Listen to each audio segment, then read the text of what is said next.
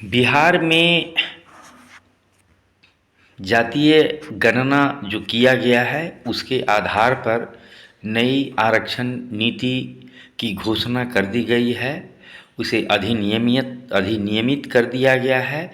तो इसमें एक विशेष चीज़ें जो इसमें उभर करके आ रही है, जिसे कुछ लोग इसे बहुत गहराई से रेखांकित कर रहे हैं कि बिहार में किस संवैधानिक वर्ग को उनकी आबादी का कई गुना आरक्षण दिया गया है।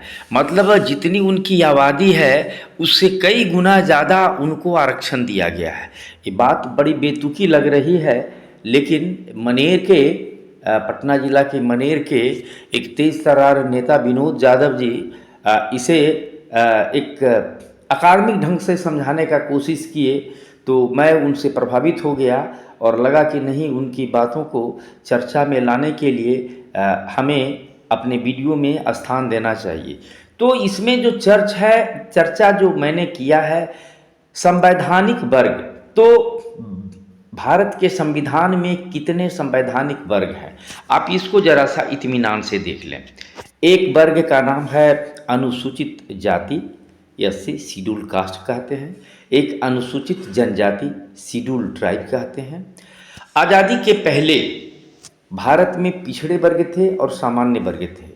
तो पिछड़े वर्ग में ये जो आज के अनुसूचित जाति हैं वो भी थे, अनुसूचित जनजाति हैं वो भी थे। तो इनको चूंकि संविधान के बाद एक अलग वर्गीकृत किया गया, जो जाति में अत्यंत पिछड़े और वंचित थे उनको अनुसूचित जाति के सूची में दर्ज किया गया संविधान के अनुच्छेद 341 के अनुसार। और जो जनजाति पिछड़े हुए और वंचित माने गए उनको जो है 342 के अंतर्गत एक जनजाति की सूची में अनुसूची में उसको शामिल किया गया। और बाकी जो पिछड़े वर्ग के जो बच गए उनको अन्य पिछड़ा वर्ग कहा गया, ओबीसी कहा गया। इसके लिए संविधान के अनुच्छेद 15(4) में वर्णन है, जो शर्त है कि सामाजिक और शैक्षणिक रूप से पिछड़ा हुआ होना चाहिए। तो संविधान में 3 वर्ग ये था जिनको आरक्षण की सुविधा दी गई है। उसके अलावा एक सामान्य वर्ग था, जनरल कैटेगरी था, जिसमें माने जो ऊपर जो 3 जो जातियां हैं, जो 3 जो सामाजिक वर्ग हैं, उनके अलावे जो बचा उसको सामान्य वर्ग कहा गया। लेकिन 2019 में 103वें संविधान संशोधन से अनुच्छेद 15(6) में पिछड़े वर्ग से भी एक वर्ग अलग वर्गीकृत किया गया, आर्थिक रूप से कमजोर वर्ग, इकोनॉमिकली वीकर सेक्शन।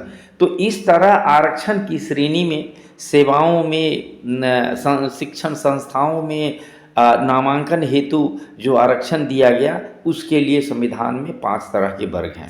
अब बिहार में जो आरक्षण की स्थिति जो हाल में घोषित हुई है, तो मैंने 3 कैटेगरी बनाया है। एक सामाजिक वर्ग का नाम, दूसरा उनको कितना आरक्षण प्रतिशत में दिया गया है और उनकी कितनी आबादी है। तो अनुसूचित जाति की आबादी पहले 16% थी। इस गणना में 20% आबादी घोषित किया गया, तो उनको आरक्षण 20% दे दिया गया। मतलब उनको आबादी के अनुपात में आरक्षण दे दिया गया। अनुसूचित जनजाति, इनकी आबादी जो है पहले कम थी, इसलिए आरक्षण 1% था। अब आबादी जो है बढ़ गई है, तो इनको 2% आबादी के अनुरूप में पूर्णांक में दे दिया गया है। इसके बाद अन्य पिछड़ा वर्ग बिहार में 2 कैटेगरी में है, अत्यंत पिछड़ा वर्ग और पिछड़ा वर्ग, ईबीसी और बीसी। तो इनकी जो समेकित आबादी जो है वो 63% है। मैंने इसको अलग से इसलिए नहीं तोड़ करके लिखा है कि चर्चा का विषय आपको जो है अभी कि किस संवैधानिक वर्ग को उनकी आबादी का कई गुना आरक्षण दिया गया है, तो मुख्य बिंदु इस वीडियो का वही है। तो इस 63% वाले को, जिनको पहले माना जाता था कि 52% संयुक्त आबादी थी, इनकी आबादी बढ़कर के 63% घोषित हुआ है, उनके लिए 43% आरक्षण दिया गया है। मतलब आबादी से 20% कम आरक्षण दिया गया है। इसके बाद ओपन टू ऑल अनारक्षित जो है उसकी श्रेणी 25% रखा गया है, मतलब 70% को आरक्षित कर दिया गया है और 25% जो है ओपन टू ऑल रखा गया है। इसमें आर्थिक रूप से कमजोर वर्ग का जो आरक्षण है वो 10% रखा गया है, जबकि उसकी आबादी मैंने जैसा बताया कि मनेर के तेज तर्रार जो नेता हैं विनोद यादव जी, वो बता रहे हैं कि उनकी आबादी 3.6% है, 3.76%, 3.76% ही है, उनको 10% का आबादी आरक्षण दिया गया है। मतलब उनकी आबादी का कोई 3 गुना के लगभग, 2.5 गुना के लगभग आरक्षण दिया गया है। अब मैंने जब आपत्ति जताई कि उनकी आबादी तो 15% है, तो आप इसको कैसे कह रहे हैं? तो उनका मानना है कि देखिए, अब संवैधानिक वर्ग 4 नहीं है, 5 है। अनुसूचित जाति, अनुसूचित जनजाति, अन्य पिछड़ा वर्ग, आर्थिक रूप से कमजोर ईडब्ल्यूएस और अनारक्षित, 5 वर्ग है। तो 5 वर्ग है, तो यहाँ स्पष्ट कर रहे हैं कि उसी बात को मैंने यहाँ लिखा है कि जिनकी आबादी 4% भी नहीं है उनको 10% दिया गया है। उनका जो कैलकुलेशन है वो इस तरह का है कि सामान्य वर्ग की आबादी जो है 15% है, और उसमें जो आर्थिक आंकड़े जो इधर हाल में जो आए उसमें इनकी आबादी 25.09% ही गरीब माने गए। मतलब गरीबी के अंदर जो है 25.09% आबादी ही आया गया।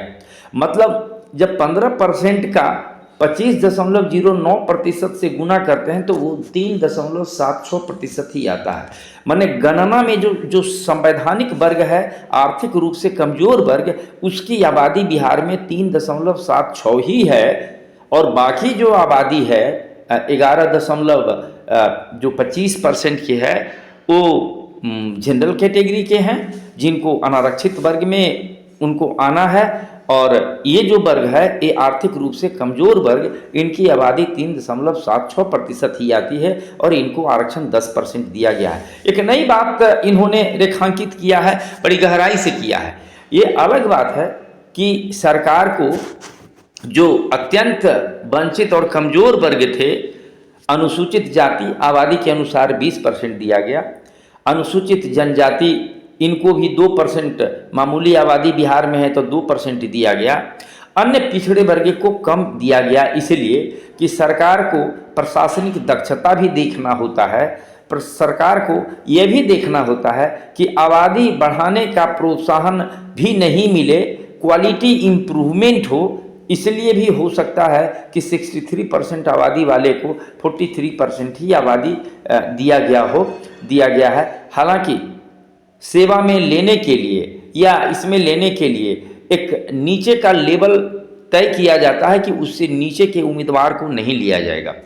तो इस वीडियो का सारांश जो टाइटल जो दिया गया है कि किस संवैधानिक वर्ग को उनकी आबादी का कई गुना आरक्षण दिया गया है, तो इसमें जो विनोद जी बता रहे हैं कि सामान्य वर्ग अलग हो गया अब 103वें संविधान संशोधन से, और समाज का जो ईडब्ल्यूएस वर्ग है, आर्थिक रूप से कमजोर वर्ग है, एक अलग हो गया है। हालांकि ये वर्ग की आबादी भी वेरिएबल है, जैसे अन्य वर्ग की आबादी वेरिएबल है, तो इनकी आबादी 3.76% ही आती है और आरक्षण 10% दिया गया है। तो ये समसामयिक एक विश्लेषण, अकादमिक विश्लेषण था जिसे मैंने आपके सामने प्रस्तुत किया। आपसे अनुरोध है कि इस तरह के मेरे वीडियो को सब्सक्राइब भी करें, शेयर भी करें और हमें समर्थन भी दें। सुनने के लिए आपको धन्यवाद।